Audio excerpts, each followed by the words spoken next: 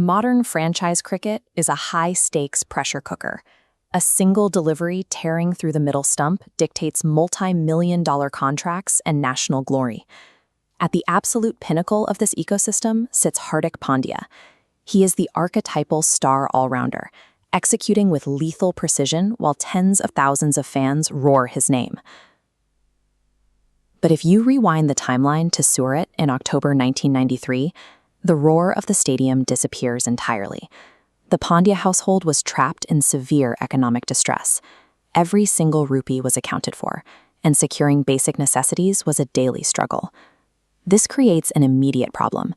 You have a child harboring the ambitions of an elite, world-class athlete, but he is grounded by a reality where his family can barely afford the next meal. This chart compares a standard cricket kit's cost against the monthly income of a poverty-line Indian family. The gear towers over their budget.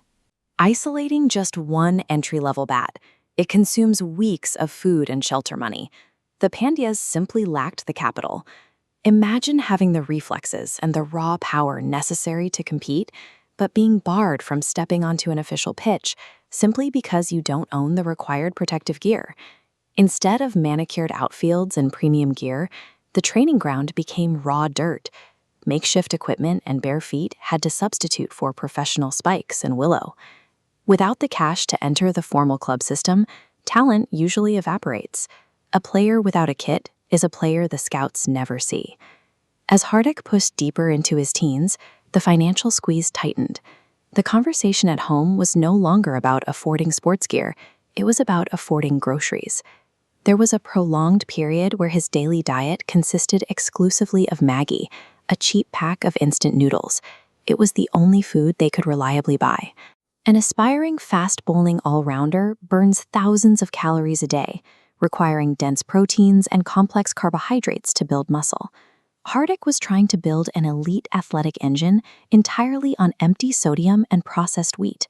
He didn't stop training. He accepted the severe malnutrition, actively choosing to spend his days absolutely exhausted on the practice field rather than giving up the sport to find menial work. Before he ever lifted a trophy, his earliest consecutive wins were simply enduring hunger long enough to wake up and play again the next morning. While Hardik survived on noodles in Surat, the Indian Premier League was actively generating billions of dollars, turning domestic cricket into a massive corporate enterprise. To maintain that massive financial engine, franchises need a constant influx of explosive players. They deploy scouting networks that act like commercial vacuums, searching the poorest, most obscure corners of the country for raw ability. That vacuum eventually reached Gujarat. Scouts for the Mumbai Indians observed Hardik, looking closely past the initial lack of polish, to finally see his aggressive bat speed and raw, explosive bowling pace. The moment he signed, the economic wall collapsed. Institutional backing meant immediate access to world-class nutrition, elite physical therapy, and the exact equipment he lacked. The Mumbai Indians provided the necessary catalyst. They took an invisible, starving teenager and injected him with the financial resources required to compete globally. Equipped properly for the first time in his life, his ascent was violently fast. He evolved into a highly sought-after international all-rounder, wearing the blue of the Indian national team. He thrived under the immense pressure of franchise tournaments, consistently delivering high strike rate finishes and crucial wickets to justify the investment his team made. Then came the ultimate validation.